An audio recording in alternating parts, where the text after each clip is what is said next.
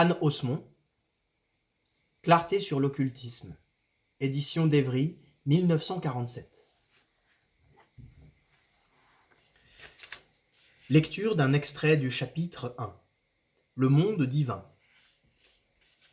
Chapitre sur la religion. Dès que l'homme a pu sentir son néant devant le monde créé et surtout devant son Créateur, il a voulu donner à cet être divin la certitude de son amour, de son admiration et de sa crainte. Certain de ne pouvoir rien sans cette volonté suprême, il a voulu s'en rapprocher par tous les moyens en son pouvoir. Il a même cherché à le comprendre, ce qui est au-dessus des forces humaines.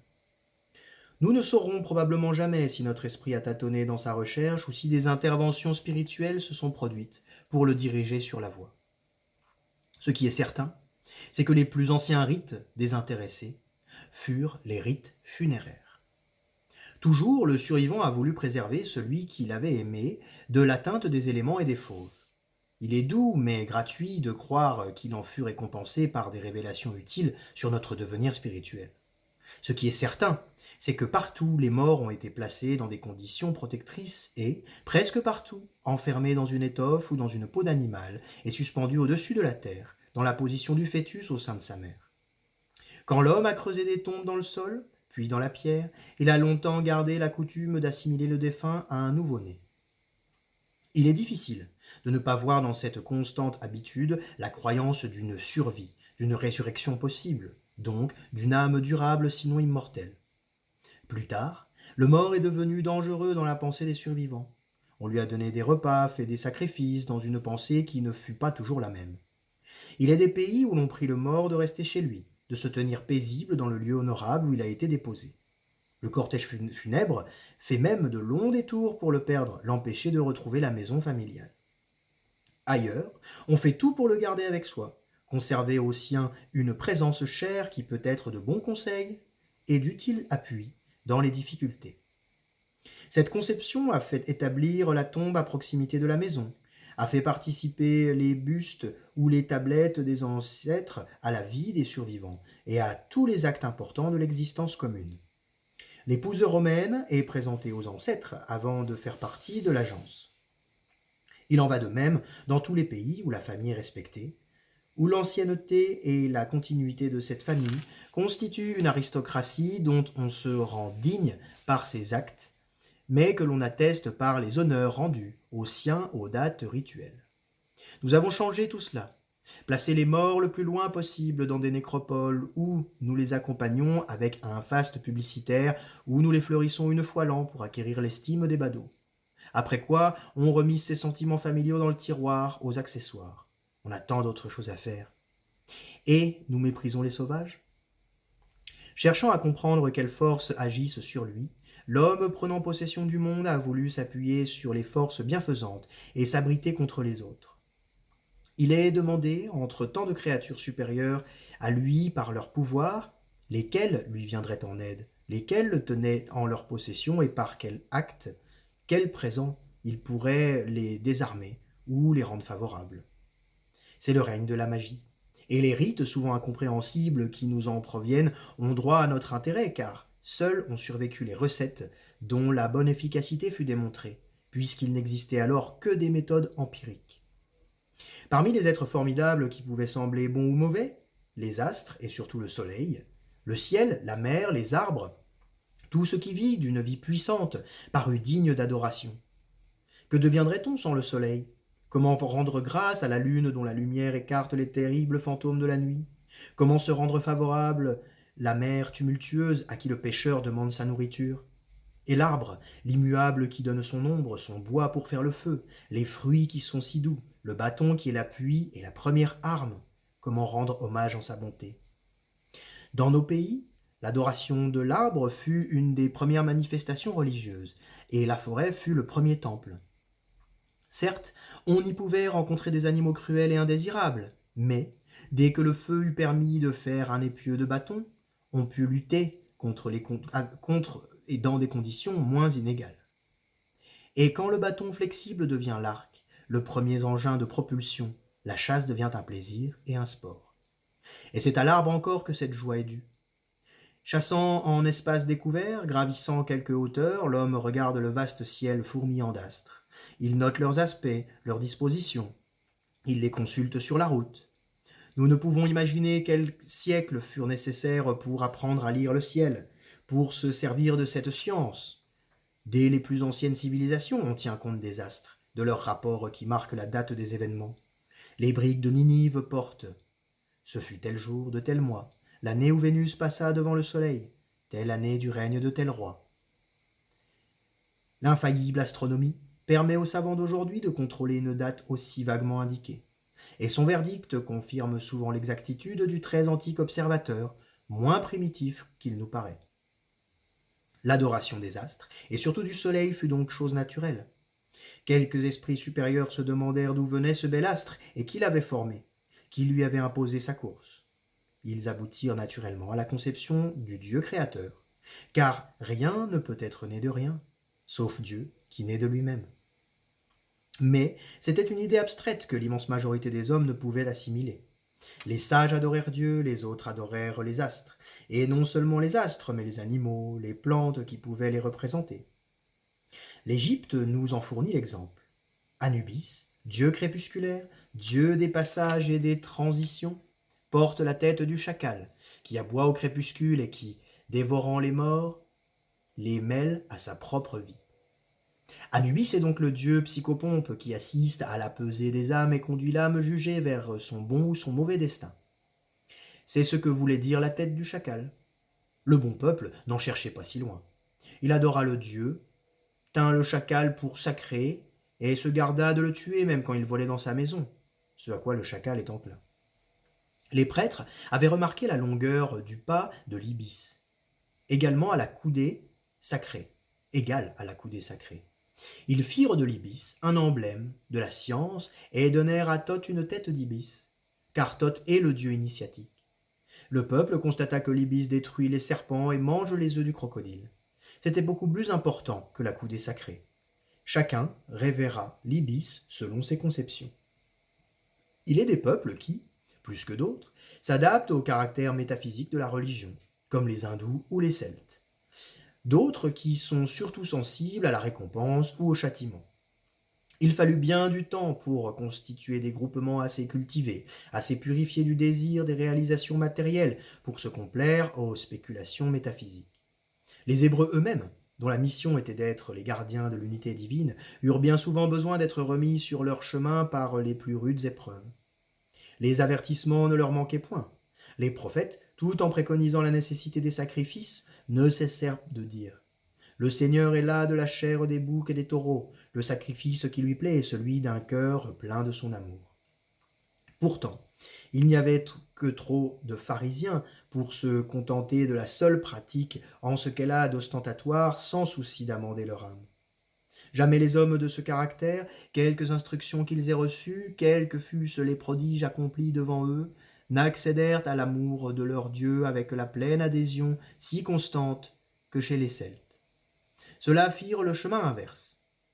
Ils aimèrent de toute leur âme de poètes tout ce qui vivait autour d'eux et en firent une philosophie dont la profondeur émerveille encore aujourd'hui.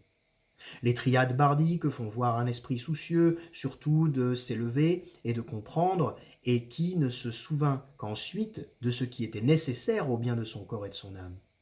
Bien plus, le sacrifice est surtout offert à cause de nécessités collectives. Bien rarement, les grands sacrifices sont offerts en faveur d'un tel ou d'un tel. Il est vrai que, dans les ennuis particuliers, le prêtre, comme il était prêtre, était aussi mage et médecin. Sa connaissance des plantes, des métaux et de leurs vertus respectives en faisait un guide parfait pour les fidèles soumis à son enseignement. Cet enseignement n'était refusé à personne, mais il était fort rude. César constate dans Bibracte, abandonné depuis pour Autun, l'existence d'une université de 40 000 étudiants qui, pour posséder la science complète, devaient apprendre par cœur 60 000 vers. Il n'entre pas dans mon dessein de célébrer aujourd'hui la supériorité de la philosophie bardique, mais le soin pris par les autorités occupantes pour détruire tous les centres de pensée et leur durée en dépit des persécutions montre qu'il y avait là autre chose que la médecine rurale et des procédés de sorcellerie. César en parle plus intelligemment et avec plus de considération. Partout ailleurs, les religions, même dans leurs rites les plus magnifiques, se bornaient à un cérémonial qui prenait chaque jour davantage la place sur une véritable piété. C'est qu'il est difficile d'établir avec discernement la part qui doit être faite au rituel sans lui permettre de dessécher tout ce qui provient du véritable amour.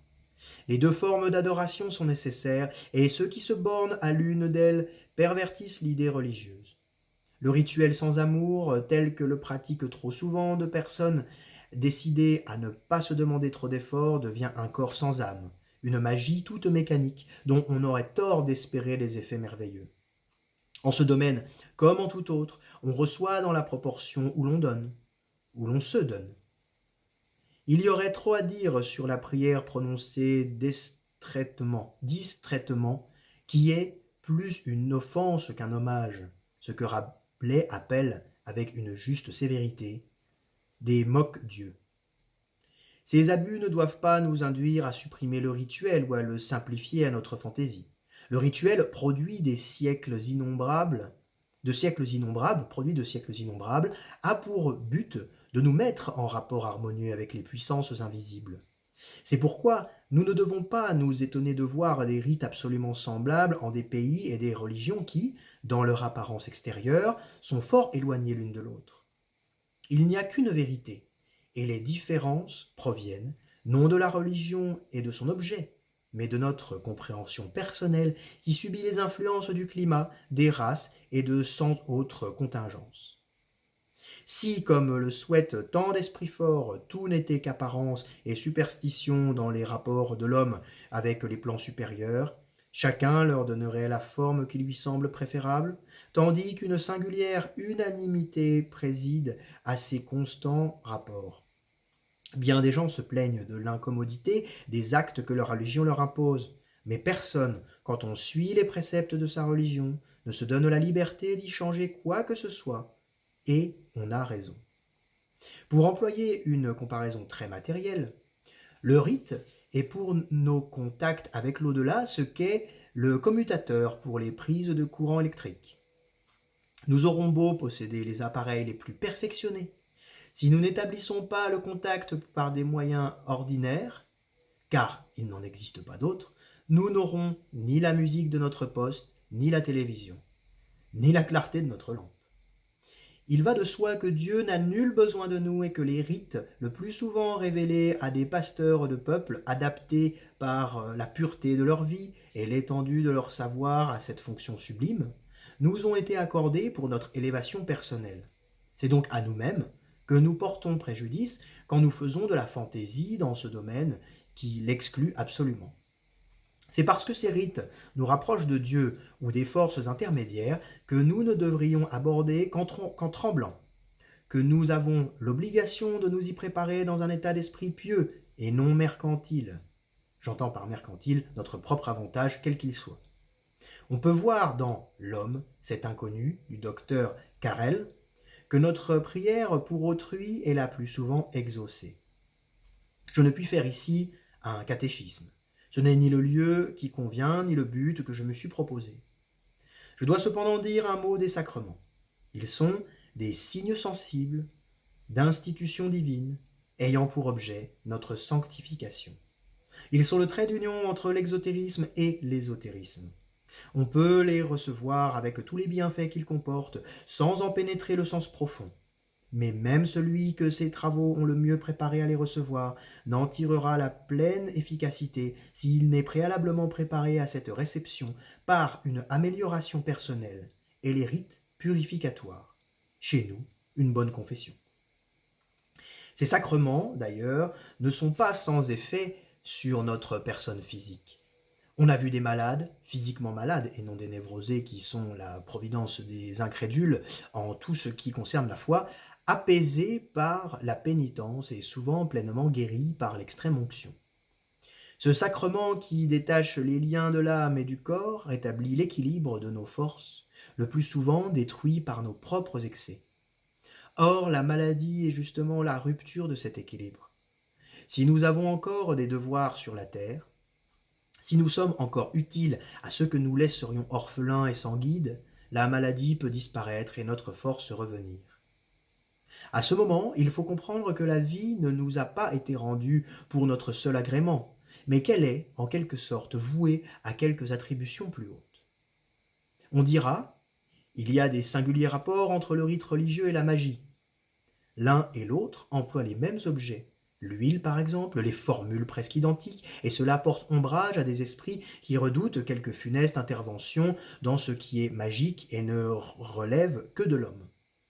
Penser ainsi, c'est réfuter à l'esprit de l'homme toute chance d'évolution. Nous avons dit que la magie, alors une magie fruste, s'imposa d'abord à la pensée de l'homme primitif, en proie à des dangers que nous pouvons à peine imaginer. Il a cherché à se préserver, à préserver les siens avant de rendre grâce aux puissances qui l'assistaient. C'est plus que vraisemblable. Mais il est certain qu'il a consacré à Dieu, quand son esprit plus calme s'est élevé plus haut, les mêmes rites dont l'efficacité lui était apparue. Le comte Léonce de Larmandie dit en substance: la magie est l'éducation rationnelle de la volonté en pratique.